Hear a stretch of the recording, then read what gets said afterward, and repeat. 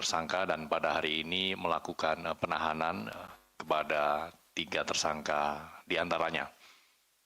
Oleh karena itu, bagaimana konstruksi perkara, siapa saja pihak yang ditetapkan sebagai tersangka dan dilakukan penahanan pada hari ini, Pak Direktur Penyidikan akan menyampaikan secara lengkap dan utuh terkait dengan perkara ini. Kami persilakan Pak Direktur.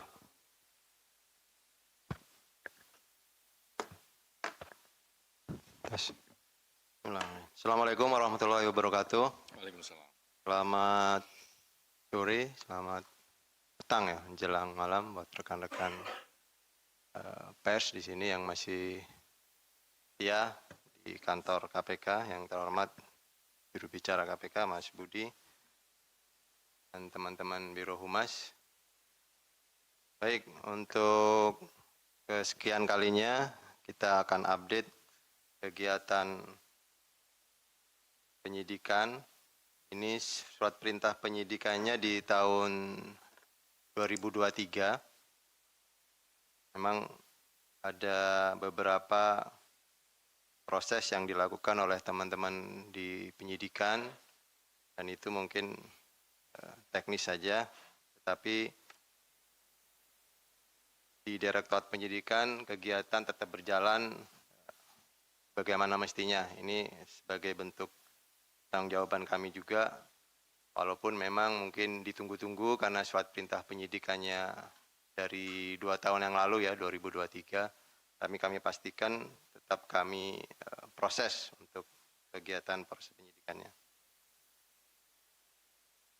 Jadi untuk latar belakang proses penyidikan ini di sektor konstruksi, pembangunan gedung kantor pemerintahan di Kabupaten Lamongan. Bagaimana kita ketahui bahwa sektor konstruksi ini merupakan pilar strategis ya pembangunan nasional. Ya, kita mesti memastikan kualitas infrastruktur yang kita temui dan yang kita gunakan baik di pusat, di daerah, itu betul-betul dilakukan dengan semangat integritas dalam proses pembangunannya dari mulai tahap perencanaan. Untuk itu, kami KPK meyakini pengelolaan uang negara ini tidak boleh dijadikan ruang eksperimen dalam upaya tindakan-tindakan yang menyimpang. Ya, kami memastikan untuk setiap pelanggaran integritas yang berpotensi merusak kualitas pembangunan, kita akan lakukan tindakan sebagaimana ketentuan yang berlaku. Perlu kami sampaikan untuk kegiatan terkait penyidikan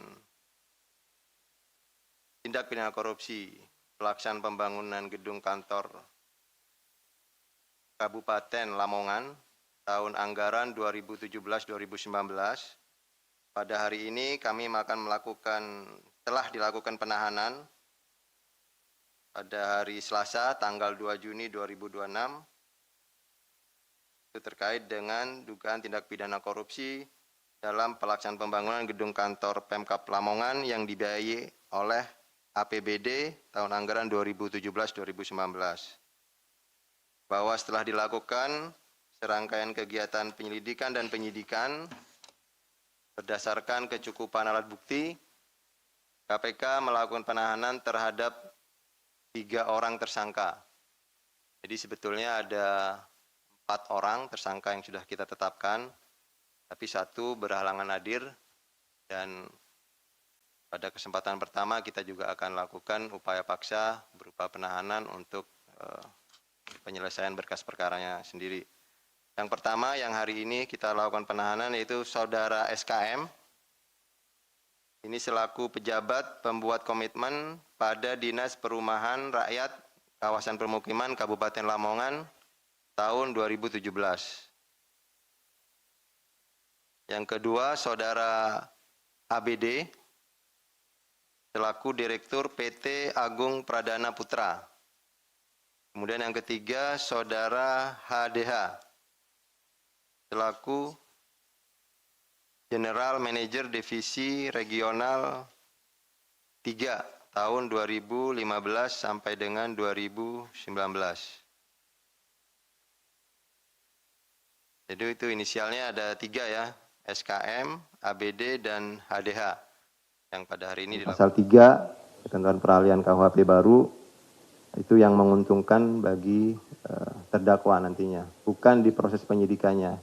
Ini kami tegaskan karena memang masih banyak perkara-perkara yang berjalan di KPK itu masih perkara dengan surat perintah penyidikan sebelum dikeluarkannya atau diberlakukannya Undang-Undang Nomor 20 Tahun 2025 KUHP baru, sehingga masih menggunakan hukum acaranya masih menggunakan KUHP yang lama. Selanjutnya kepada para tersangka tadi yang 3 ditahan untuk 20 hari pertama terhitung sejak tanggal 2 Juni hari ini sampai dengan tanggal 21 Juni 2026 di Rutan Cabang Gedung Merah Putih KPK. Berarti di MP sini, K4 atau di C1. Kemudian bagaimana konstruksi perkaranya? Tadi saya sudah sampaikan bahwa ini dimulai surat perintah penyidikannya di tahun 2023. Adapun konstruksinya sebagai berikut, bahwa pada pertengahan tahun 2016, Saudara FD selaku Bupati Lamongan berkeinginan akan membangun gedung Pemkab Lamongan. Lalu memerintahkan para pejabat di bawahnya untuk menindaklanjuti keinginan dari Bupati Lamongan. Pada tanggal 5 Mei 2017 sampai dengan 22 Juni 2017 dilakukan kegiatan lelang PBJ untuk kegiatan pembangunan gedung kantor Pemkab Lamongan dengan nilai total HPS sebesar 154.415.440.000. Ini HPS-nya. Dan dari kegiatan lelang tersebut, dari proses pemilihan, nama Abi Praya Jaya Abadi KSO keluar sebagai pemenang lelang. Pada tanggal 21 Juli 2017, Saudara SKM selaku PPK dan Saudara HDH selaku kuasa Abi Praya Jaya Abadi KSO melakukan penandatanganan surat perjanjian nomor 602.2 garing 36 garing 413.105 garing PPK garing Romawi 7 garing 2017. Ini nilai kontraknya di penandatanganan tersebut senilai 151M 242.700.000.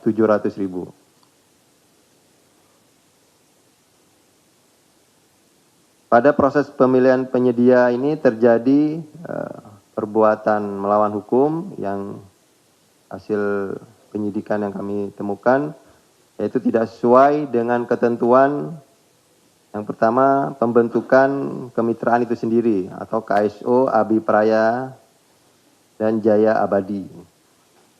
Ini dibuat hanya untuk sekedar memenuhi formalitas dalam rangka pemenuhan persyaratan administrasi dalam mengikuti proses lelang pekerjaan pembangunan gedung kantor Pemkab Lamongan tersebut. Kemudian proses pelaksanaan kontrak dan pemeriksaan sampai ke pembayaran dan serah terima pekerjaan itu tidak sesuai dengan ketentuan yang berlaku, sesuai dengan ketentuan di pengadaan barang dan jasa atau PBJ. Selanjutnya Saudara ABD sejak proses perencanaan dan penganggaran kegiatan pembangunan gedung kantor Pemkab Lamongan telah diminta untuk menjadi kontraktor pelaksana Padahal saat itu proses lelang belum dimulai. Jadi ini di awal sudah disetting demikian rupa untuk ditunjuk siapa pemenang lelangnya. Selanjutnya saudara SKM diduga menerima sejumlah uang dari pihak Abipraya Jaya Abadi KSO yang tadi bekerja sama untuk pembentukan pemenang lelang. Dan terhadap penyimpangan-penyimpangan yang terjadi pada saat pelaksanaan pembangunan gedung kantor pemerintahan Kabupaten Lamongan tahun 2017-2019 tersebut, berdasarkan hasil penyidikan dan penghitungan ahli kerugian keuangan negara, ini ditemukan atau mengakibatkan volume dan kualitas hasil pekerjaan tidak sesuai sebagaimana yang tercantum dalam kontrak. Jadi ini berbeda dengan kontrak yang sudah ditandatangani di awal. Dan untuk itu hasil penghitungan ahli telah terjadi kerugian keuangan negara yang disebabkan oleh perbuatan melawan hukum yang kami sebutkan tadi dengan nilai setidak-tidaknya sebesar 35,7 miliar.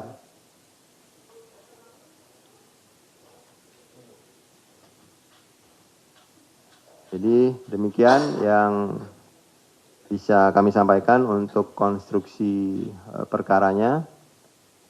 Ini adalah pembangunan gedung Pemkab Lamongan. Jadi sebenarnya sudah sering kegiatan-kegiatan pengadaan yang seperti ini, yang tapi tetap masih terjadi di beberapa daerah yang ada di Indonesia. Demikian yang bisa kami sampaikan. Sebelumnya kami kembalikan dulu ke jubir. Silakan nanti untuk rekan-rekan bisa diperdalam. Terima kasih. Baik, terima kasih Pak Dirdik yang telah menyampaikan secara lengkap dan utuh bagaimana konstruksi perkara berkaitan dengan pembangunan kantor Pemkab Lamongan ya dengan nilai proyek sebesar 151 miliar dengan dugaan kerugian keuangan negara yang ditimbulkan dari perbuatan melawan hukum para tersangka mencapai nilai 35 miliar atau kurang lebih sekitar 20% dari nilai kontrak. Kemudian hari ini KPK melakukan penahanan kepada 3 orang tersangka yaitu saudara SKM, ABD dan HDH untuk 20 hari pertama terhitung sejak tanggal 2 Juni sampai dengan 21 Juni 2026. Baik, teman-teman jurnalis, kita akan buka sesi tanya jawab. Sesi pertama khusus berkaitan dengan perkara ini kami persilakan. 1, belakang, 2, Mas Yudi. Ada lagi? Ya, silakan. Mas Bayu, Mas Yudi.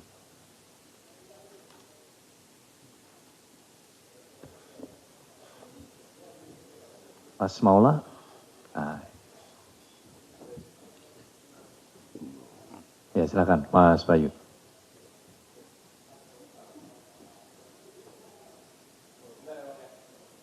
Selamat malam, Mas. Mohon izin saya mau tanya terkait ini kan yang sudah ditetapkan tersangka pihaknya belum mencakup level yang lebih tinggi lagi. Nah, sementara dalam proyeknya ini nominalnya 150 miliar, kerugian negaranya sekitar 35. Yang menjadi pertanyaan adalah apakah sejauh ini, karena ini proyeknya adalah berdasarkan inisiatif kepala daerah, apakah KPK sudah memeriksa Bupati Lamongan dalam perkara ini? Terus selanjutnya, apakah ada bukti keterlibatan dalam pengkondisian proyek? Bukti keterlibatan kepala daerah. Karena kan ini kan proyeknya berdasarkan inisiatif. Terus status hukumnya Bupati bagaimana sejauh ini? Terus kalau yang terakhir, karena nominalnya cukup besar, kerugian negaranya itu sampai puluhan miliar, apakah ada impact terhadap bangunan yang dibangun? Apakah itu ada kerusakan karena nominalnya lumayan jauh dari 150 terus kerugian negaranya 35. Terima kasih. Baik, terima kasih Mas Bayu dari Sinpo. Ya, terkait apakah ada pihak-pihak lain yang ada di level lebih atas yang juga diduga terlibat dan bagaimana dampak dari kualitas ataupun kuantitas bangunan yang dibangun ya dengan nilai proyek mencapai 151 miliar. Silakan, Mas Yudi. Selamat malam Mas Budi, Pak PLT Dirdik. Saya Wahyu dari Rakyat Merdeka ingin menanyakan terkait menyambung pertanyaan Mas Bayu tadi terkait volume pekerjaan yang dikorupsi itu apa, apakah ada dugaan markup atau bagaimana, dan besaran uang yang digelontorkan kepada SKM ini nilainya berapa, itu dari KSO atau dari siapa? Terus yang menyebabkan perkara ini lama penyidikannya hampir 3 tahun lebih ini apa sih Mas? Apa ada karena BUMN atau gimana? Makasih. Terima kasih Mas Yudi. Terkait dengan volume pekerjaan yang dikorupsi atau di markup dan juga apa yang membuat proses penyidikan ini hingga kurang lebih 3 tahun. Silakan Pak Mario, silakan. Ya, mengenapi 3 penanya. Iya, cek. Ini mau konfirmasi aja kan. Pertama ini kan ada kuasa pengguna anggaran dan PA. Kalau bahasanya tadi kan ada bahasa Bupati itu kan proyek ini 2016. Artinya bahwa ini terjadi pada Bupati sebelumnya. Sementara Bupati yang sebelumnya yang diduga sebagai pengguna anggaran sudah meninggoy. Nah ini gimana? Apakah itu tutup secara hukum atau seperti apa? Kemudian apakah ada keterlibatan DPRD periode itu dalam pengesahan pengajuan penganggaran pembangunan gedung Pemkab? Ya kan kalau memang kan ini kan biasanya ini kan satu paket eksekutif dan legislatif. Apakah memang tidak ada penelusuran yang jauh soal pembangunan 200 miliar itu dengan ketuk palunya di DPRD. Ya paling saya ingin menanyakan itu, dan informasi yang saya peroleh itu kan ada beberapa saksi yang diduga terkait konstruksi yang meninggoy juga, itu bagaimana statusnya gitu. Jadi ini mempertegas saja bahwa ini kan proyek yang dianggarkan 2016 sampai 2023 kalau 2016 2019 lah kalau nggak salah ya. Paling itu aja. Terus kemudian ada informasi soal adanya pihak terkait juga yang diduga membuat lamanya kasus ini karena menyerahkan gedung ke salah satu ketum parpol. Itu apakah memang benar ada kaitannya ini agar bisa sedikit menjawab polemik-polemik yang ada di kasus ini. Itu aja, makasih. Terima kasih Mas Mario. Terkait dengan aspek yuridis kepada Bupati selaku KPA yang juga menjadi inisiator dalam pembangunan gedung Pemkab Lamongan, kemudian apakah ada peran DPRD dalam pengesahan ataupun pelaksanaan anggaran dan juga bagaimana positioning saksi-saksi yang sudah meninggal. Dan juga terkait dengan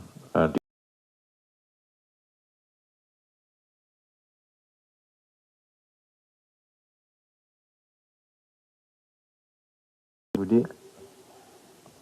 Jadi dari 3 pertanyaan sepertinya agak mirip-mirip ya, hanya bahasanya saja. Mungkin yang pertama saya tanggapi dulu dari Mas Bayu. Ini apakah arah penyidikannya nanti ke atas gitu ya, pejabat yang di atasnya. Memang yang saat ini kita tetapkan tersangka adalah yang paling tinggi PPK ya, pejabat pembuat komitmen.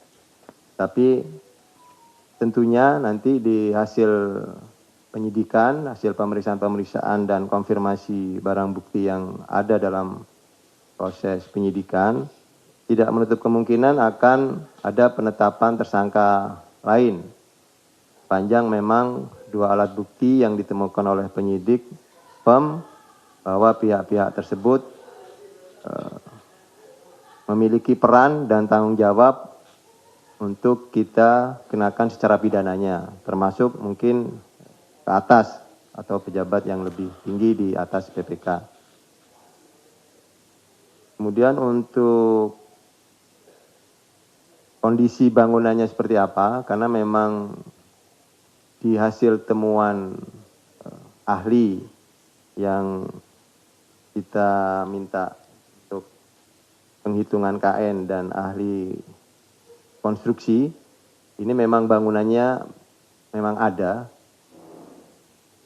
terbangun gitu, tetapi kemudian memang setelah dihitung tadi disinggung juga mengenai volumenya, ada beberapa poin-poin yang dikontrak awal, misalkan ada volume ruangan, volume bahan material, nah itu yang kemudian hasil penelusuran dari ahli konstruksi yang diminta oleh penyidik itu ditemukan ada perbedaan. Nah perbedaan-perbedaan itu yang kemudian oleh ahli auditor kemudian dihitung. Ini ada kekurangan volume material, ada kekurangan volume ruangan. Nah, itu yang kemudian dikalikan dengan harga material yang sesuai dengan kontrak yang sudah ditetapkan di awal. Nah, ini yang kemudian berbeda dengan kontraknya. Ada sampai kemudian ada temuan KN 35 miliar itu adalah hasil dari perkalian kekurangan volume dan beberapa material-material yang berbeda dengan kontrak dan yang ada di lapangan. Itu ya, Mas Bayu.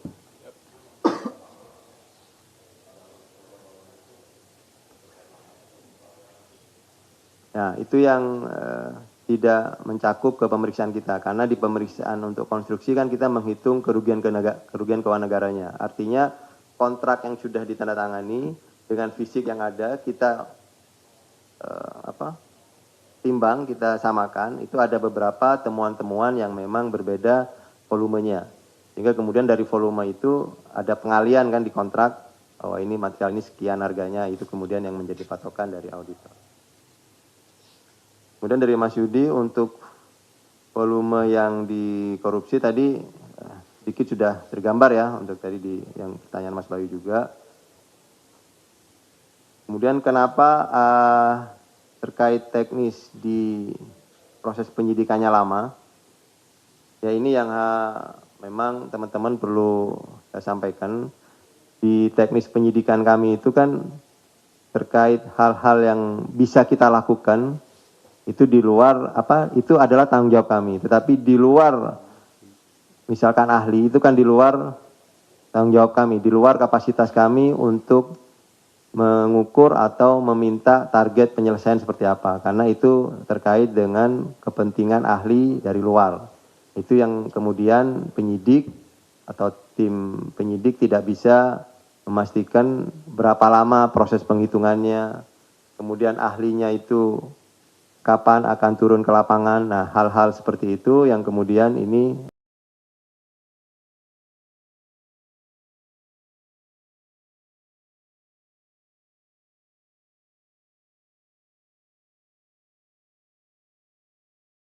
juga teknis-teknis yang lain seperti sudah disampaikan ke beberapa teman-teman bahwa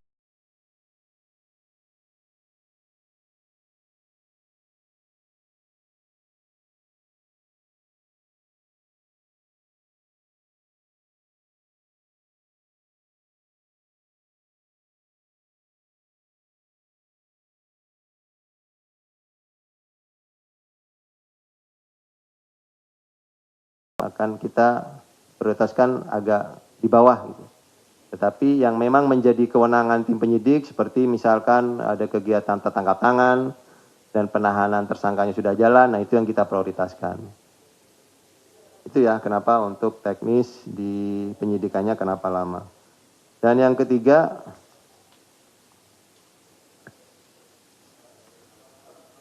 Ini ada KPA, ada kuasa mengenangkan bupati meninggal dunia. Ya sesuai ketentuan hukum, meninggal dunia artinya gugur demi hukum. Maksudnya artinya itu tidak kita tidak lanjuti untuk pertanggungjawaban pidananya.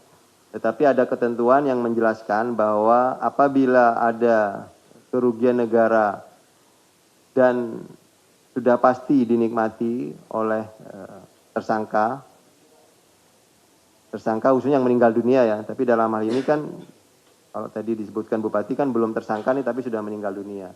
Jadi kita akan trace untuk hasil-hasil dari tadi kerugian negara itu dinikmati oleh siapa-siapa. Kemudian apabila itu jelas akan dimintakan pertanggungjawaban untuk secara perdata, untuk keperdataannya, untuk mengembalikan atau pemulihan kerugian keuangan negaranya terhadap ahli warisnya.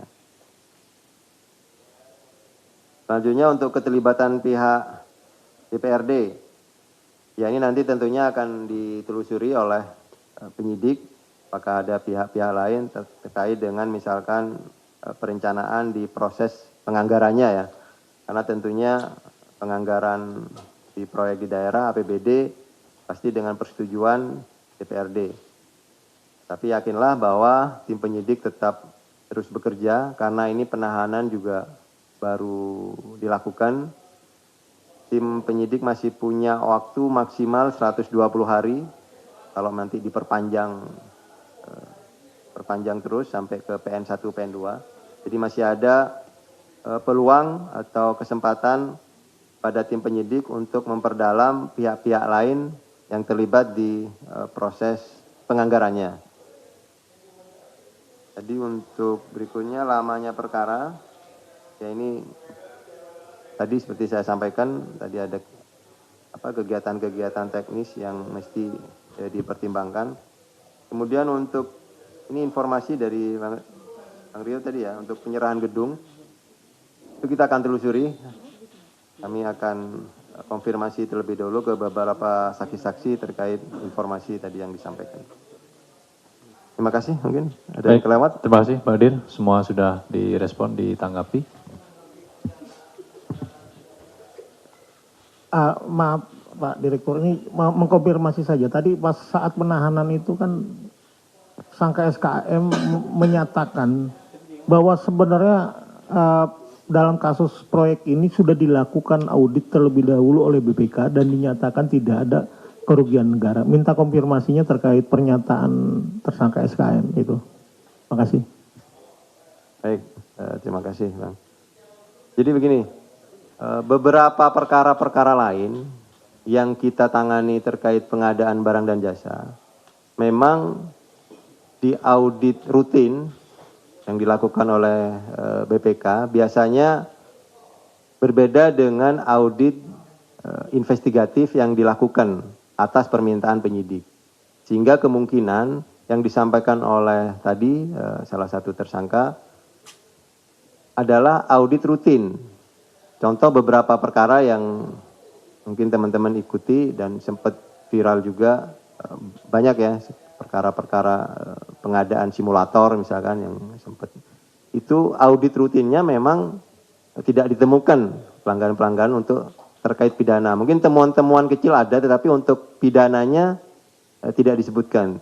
Tetapi ketika ada proses penyidikan dan ditemukan 2 alat bukti, maka kemudian ditindaklanjuti oleh permintaan audit investigatif, yang kalau dalam istilah auditor itu permintaan audit dengan permintaan tertentu, dengan tujuan tertentu. Nah, disitulah baru audit yang dilakukan lebih dalam, sehingga tidak menutup kemungkinan audit rutin yang standarnya mungkin berbeda dengan standar audit investigatif, itu ditemukan hal-hal yang berbeda yang kemudian itu masuk kategori perbuatan melawan hukum yang kemudian dapat mengakibatkan kerugian keuangan negara.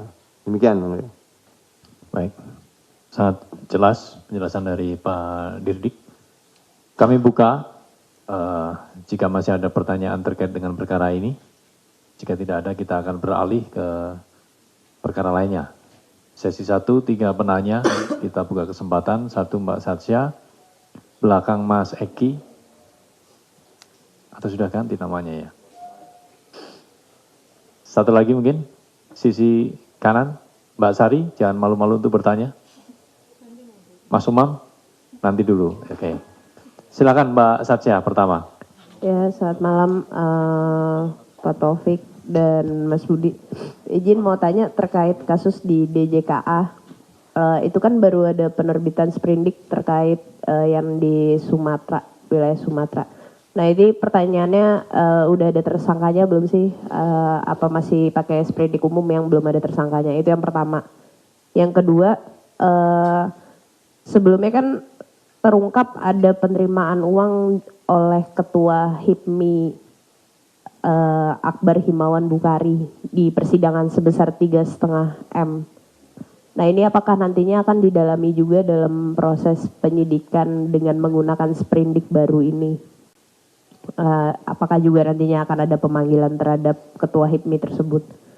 Yang kedua, terus yang ketiga, duit 3,5 M yang disebut di persidangan itu kan disebutnya dari Waskita juga terkait pengerjaan proyek jalur kereta. Nah ini nantinya Waskitanya juga akan dipanggil atau sejauh ini KPK sudah mengantongi informasi belum sih soal itu? Terus yang terakhir di kasus Bea Cukai, itu kan kemarin Deputi menyebut ada 20 forwarder yang sudah dimintai keterangan. Nah sejauh ini forwardernya tuh udah ketahuan ngasih fasilitas juga kah kayak Blu-ray atau seperti apa? Itu aja dulu Pak, makasih. Oke, terima kasih Mbak Zasya. 4 poin pertanyaan terkait dengan DJKA Sumsel, Sumut dan juga Bea Cukai. Kita ke sisi belakang. Baik, Mas terima kasih Mike. Pak. Tadi menambahkan dari kakak yang kan Bea Cukai itu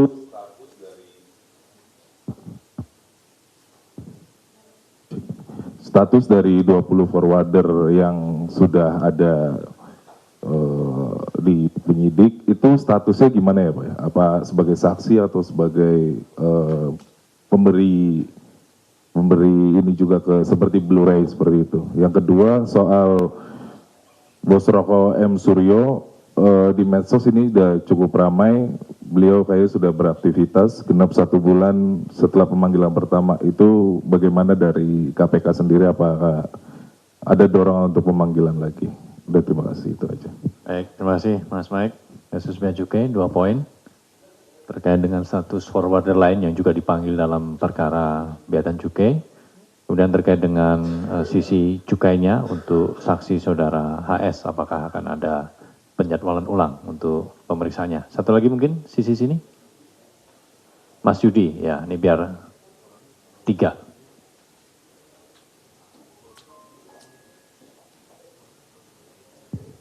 Selamat malam Mas Budi, Pak Dirdik.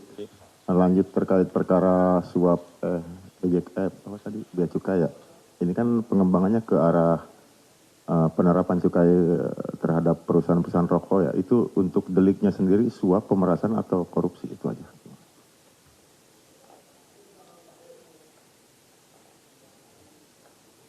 Deliknya apa Mas Yudi? Baik, ada 3 penanya Pak Dirdik terkait DJKA dan Bea Cukai. Monggo. Baik, terima kasih Mas Budi. Terima kasih. Kalau ada perkara lain yang paling banyak Mbak Tasya kayaknya. Karena yang lain-lain sedikit. Atau karena sudah dibuka Mbak Tasya jadinya yang lain ngikut mancing gitu ya. Baik, saya jawab dulu Mbak Tasya. Tapi ini kayaknya ada irisan dengan pertanyaan yang kedua tadi Mas. Oh, Mas Mike. Sama Mas Yudi nih terkait BC. Memang yang lagi menarik nih perkara BC ya. Kemarin sebetulnya sudah disampaikan oleh Pak Deputi. Mungkin saya hanya nambahkan sedikit, tetapi intinya yang disampaikan oleh Pak Deputi itu sudah itulah yang mestinya harus disampaikan ya. Yang pertama terkait DJKA yang untuk Sumbaksel sebetulnya. itu Sumbaksel. Memang sudah ada kita terbitkan surat perintah penyidikan tanpa tersangka. Jadi kita sudah menggunakan rezim KUHP baru, bagaimana telah disampaikan kemarin di acara, bahwa dengan ketentuan pasal 90 KUHP, itu penetapan tersangkanya nanti di proses penyidikan. Walaupun mungkin ini kan DJK ini pengembangan dari perkara yang di Jogja dulu tertangkap tangan. Tetapi karena memang sudah dimulai rezim KUHP baru, kita akan patuh untuk mengikuti ketentuan di pasal 90. Jadi penetapan tersangkanya nanti di proses penyidikan. Di proses tadi penyidikannya tadi sprindiknya betul, tidak ada nama tersangkanya. Nanti untuk penetapan tersangkanya ya ditunggu aja, kata saya. Tadi kan pertanyaan apakah ada tersangka, ya pasti ada. Tapi nanti penetapannya akan kita tindak lanjuti di kesempatan berikutnya. Kemudian di sidang ada fakta terkait penerimaan sejumlah uang dari oknum Ketua HIPMI ya, 3,5 miliar. Itu memang sudah diketahui oleh tim penyidik karena ya di sini kan ada JPU dan penyidik satu atap. Jadi hasil penyidikan itu kita juga sharing dengan jaksa penuntut umum, kemudian hasil persidangan juga di-sharing dengan tim penyidik. Tentunya itu akan ditindaklanjuti oleh tim penyidik dengan melakukan klarifikasi atau pemanggilan terhadap yang bersangkutan. Termasuk tadi pertanyaan berikutnya, itu sumbernya dari PT Waskita, ya, kita akan pastikan lakukan dua pihak. Panggilan untuk ke pemberinya maupun ke penerimanya. Tapi apakah itu akan dilakukan di surat penyidikan yang Sumbaksel? Nah, tentunya akan dipertimbangkan oleh tim penyidik. Apakah fakta-fakta ini masih ada korelasinya dengan surat perintah penyidikan yang sedang berjalan? Karena tentunya kan ini tersebar ya, ada di Sumut, ada di Sumbaksel, ada yang bagian timur juga tuh kalau nggak salah Makassar, nanti akan ada pengembangan juga. Jadi apakah nanti akan diperiksa di surat penyidikan yang mana, itu akan dipertimbangkan oleh tim penyidik. Kemudian yang berikutnya dari Mbak Tasya, perkara BC, ini juga kalian menjawab yang tadi juga sama, yang terkait menyinggung perkara BC, ada 20, itu sekitar 20-an ya, nanti kita cek lagi untuk data beberapa nama saksi yang terkait forwarder selain Blu-ray yang diperiksa oleh tim penyidik. Jadi untuk terhadap mereka sudah dilakukan pemeriksaan dan itu agak berbeda dengan yang proses penyidikan terhadap Blu-ray. Kalau Blu-ray kan memang dari awal sudah tertangkap tangan. Artinya kita sudah tahu ya nama tertangkap tangan, barang buktinya sudah ada, saksi-saksinya sudah kita amankan juga, sehingga itu firm terkait suap dan gratifikasi. Jadi untuk Blu-ray teman-teman sudah mengikuti di persidangan, itu ada pemberian, suap, dan gratifikasinya. Kemudian untuk yang forwarder lain selain Blu-ray, memang ada beberapa keterangan-keterangan forwarder ini ada hubungan dengan pihak bea cukai. Tetapi apakah itu nanti pasalnya suap atau gratifikasi, itu sedang didalami oleh tim penyidik. Apakah nanti kita akan kembangkan dengan surat perintah penyidikan yang sedang berjalan sekarang, karena yang untuk di persidangan kan baru pemberi ya, untuk penerimanya masih berjalan, itu juga menjadi pertimbangan oleh tim penyidik. Kemudian untuk statusnya terkait dengan 20 forwarder tadi ya masih sebagai saksi, karena nanti itu akan keterangan-keterangan itu akan diklarifikasi apakah ada kaitannya dengan misalkan dokumen-dokumen hasil penggeledahan yang kita temukan di kantor bea cukai. Itu kita akan cross check keterangannya apakah sesuai dengan fakta atau berbelit-belit atau memang mungkin beda dengan fakta yang kita temukan. Nah, itu akan kita jadi pertimbangan juga. Kemudian pertanyaan dari Mas Mike tadi ya, itu sudah termasuk yang 20 forwarder. Kemudian untuk yang cukai masalah rokok terhadap M. Suryo, sebetulnya di perkara bea cukai yang sedang kita tangani kan ada satu dengan tersangka B ya, Ya, BPP itu masih ada kesempatan untuk tim penyidik melakukan beberapa pemeriksaan yang memang belum dilakukan, termasuk kepada saudara MS tadi yang disebutkan. Nah, nanti apakah seperti apa? Kita akan lihat perkembangannya, karena di surat jawaban di panggilan pertama itu yang bersangkutan berkirim surat ke tim penyidik bahwa minta reschedule karena dengan kondisi sakit segala macam. Nah, itu kita akan pertimbangan lagi apakah akan dilakukan panggilan lagi atau menunggu jadwal dari yang bersangkutan untuk datang sendiri ke KPK untuk memenuhi panggilan yang pertama itu. Kemudian untuk delik di kasus bea cukai, untuk tersangka yang tadi B itu masih terkait dengan suap dan gratifikasi, Mas Yudi. Jadi ada suap bersama-sama dengan penerimaan beberapa kelompok tersangka yang dari bea cukai, yang mungkin ada 3 ya, tersangka R, S, dan O, dan ini kemudian 55 terkait tersangka B. Dan juga kita kumulatifkan dengan pasal gratifikasi. Karena ini berkaitan dengan hasil penggeledahan kita dari pengembangan kegiatan tangkap tangan itu yang kita menemukan di salah satu safe house temuan koper dalam uang yang jumlahnya sekitar 5 miliar itu, yang dalam 4 koper. Kira-kira gitu ya, Mas Yudi. Sudah terjawab semua? Ada yang... Ya. Sudah lengkap ya. Kita beri kesempatan sisi kanan, Mas Wahyu dulu. Tengah, Mas Mario masih tanya lagi? Belum, Mbak Satsya. Belakang, Mas Mario. Oke. Mas Wahyu, pertama, silakan. Sudah pegang mic, Mas Wahyu? Mas Yudi, minta tolong, Mas. Assalamualaikum warahmatullahi wabarakatuh. Selamat malam, saya Wahyu dari kabar6.com. Saya ke kasus daerah aja ya, di Pekalongan. Di dalam kasus Pekalongan ini kan tersangka tunggal. Bupati Pekalongan Fadia Rafiq, di mana di dalam perkara tersebut Fadia Rafiq ini dijerat dengan pasal bisa dikatakan kasusnya ini konflik kepentingan. Dan di dalam pemeriksaan yang dilakukan oleh KPK ini kan terhadap pegawai ataupun orang-orang yang di outsourcing ya kan gitu. Nah, disampaikan juga oleh KPK bahwa dilakukan penekanan kepada pegawai outsourcing jika tidak memilih dia, maka akan dipecat.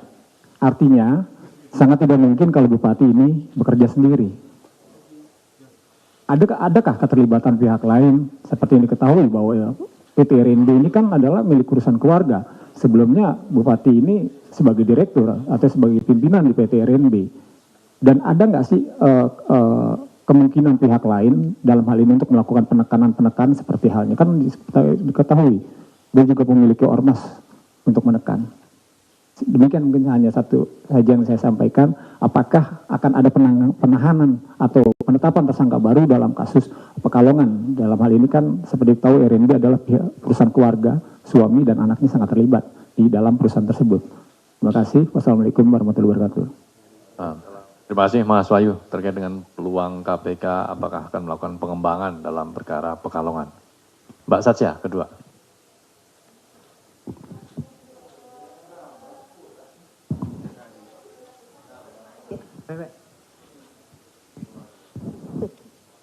Malam Pak, maaf izin nanya lagi Pak. Yang terkait kasus korupsi kuota haji ini Pak.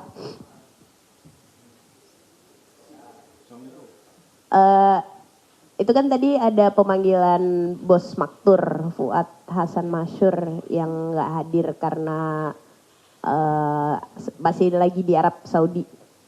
Nah itu pertanyaannya kira-kira untuk pemeriksaan lanjutannya kapan sih gitu? Udah ketahuan belum?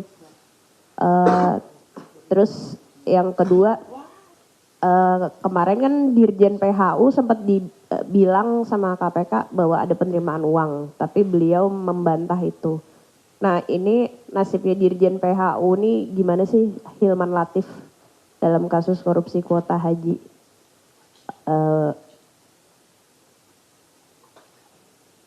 Udah itu aja, Pak. Makasih. Terima kasih Mbak Sasha. 2 poin dari perkara haji. Mas Mario, masih searching pertanyaan atau sudah siap? Silakan Mas Mario.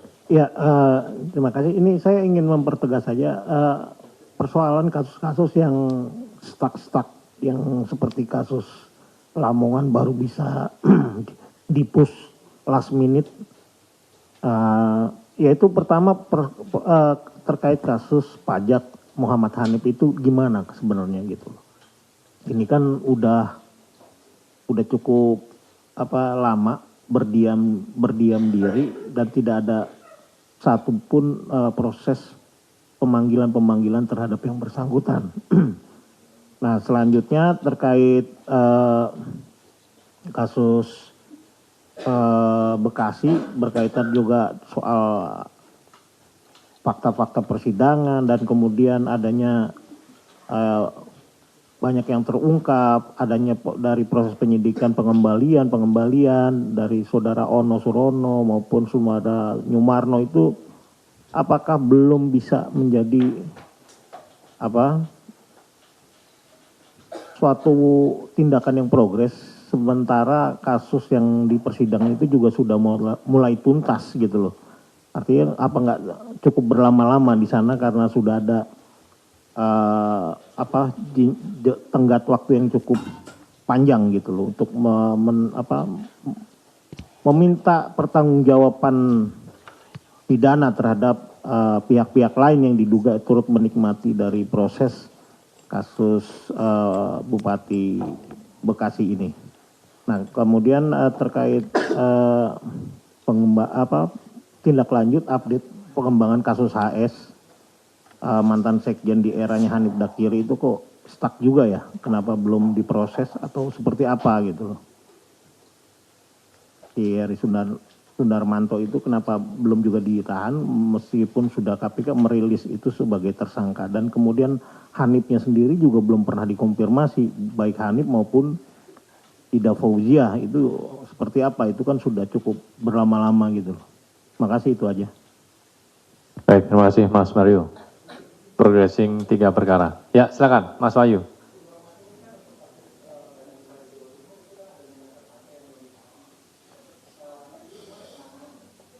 Ya, progres perkara Pokmas Jatim ya. Oke, terima kasih.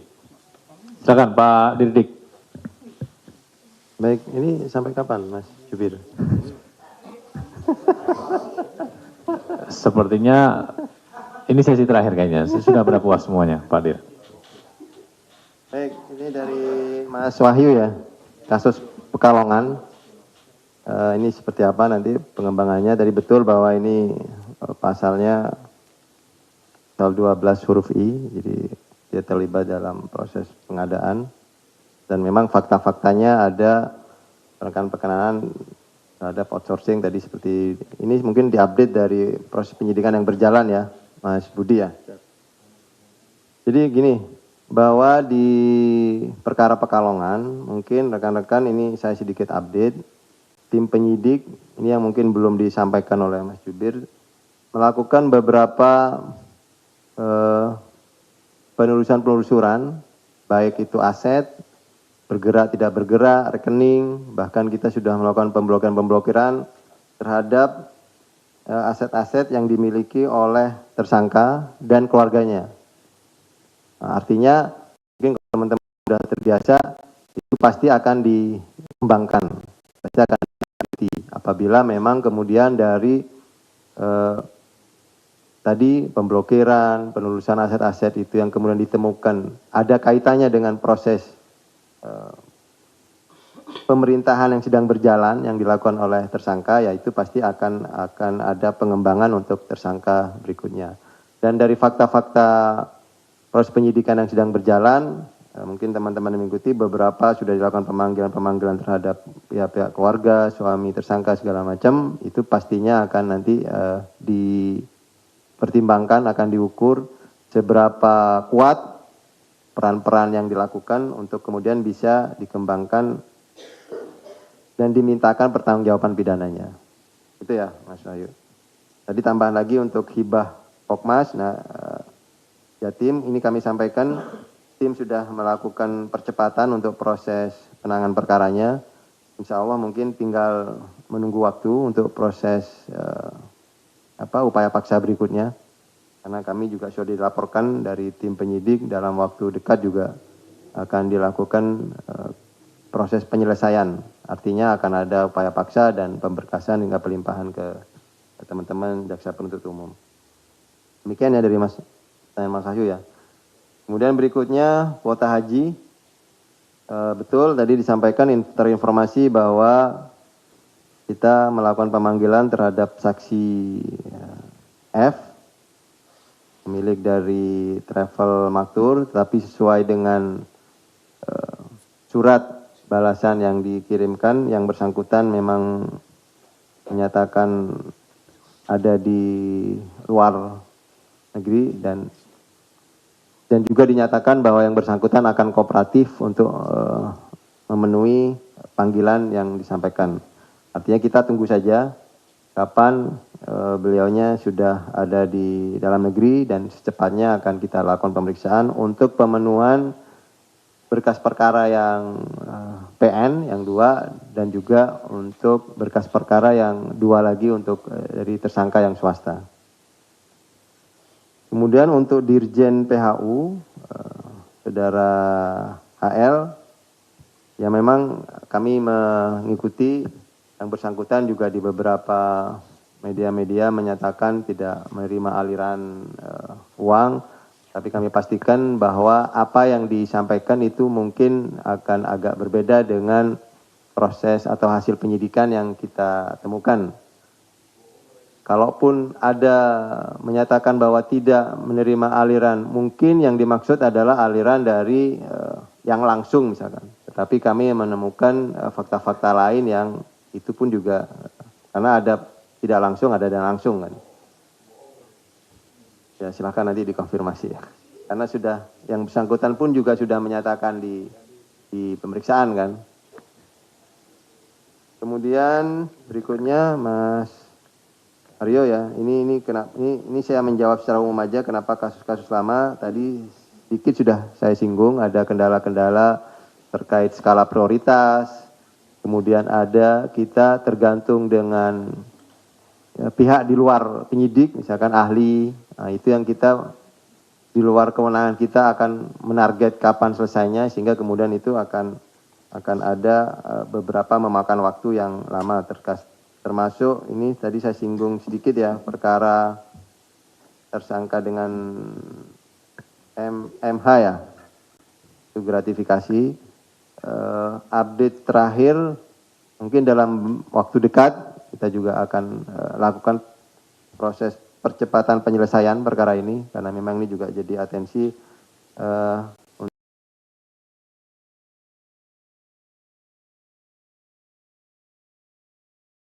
di tahun 2026. Masuk mungkin fakta-fakta yang ada di persidangan perkara Bekasi. Ini sempat disinggung juga oleh Bang Mario ini di konfes sebelumnya yang saya juga sudah sampaikan. Itu juga menjadi catatan tim penyidik dan yakinlah bahwa tim penyidik juga akan memproses, karena tadi mungkin ada perkara-perkara lain yang sedang menjadi prioritas Bang Mario, jadi itu tidak dilacikan sebetulnya, tapi kemudian itu akan jadi prioritas berikutnya. Akan ada urutan-urutan untuk pekerjaannya. Saya pikir itu, ada lagi? Ya, termasuk itu tadi kan, karena lama kita juga, tadi ada skala prioritasnya. Ya, secara umum demikian ya Pak Dirdik ya, terkait dengan dinamika proses penyidikan. Masih ada kawan-kawan? Saya rasa cukup ya. Di belakang sudah kasih tanda jempol, artinya semuanya sudah lengkap, semuanya sudah terjawab. Terima kasih kawan-kawan jurnalis dalam kegiatan konferensi pers terkait dengan penahanan tersangka dalam perkara dugaan tindak pidana korupsi berkaitan dengan pembangunan kantor Pemkab Lamongan dengan sangkaan pasal 2, pasal 3 terkait dengan kerugian keuangan negara. Terima kasih Pak Dirdik. Kita Bertemu lagi untuk kesempatan berikutnya. Sehat-sehat semuanya. Wassalamualaikum warahmatullahi wabarakatuh.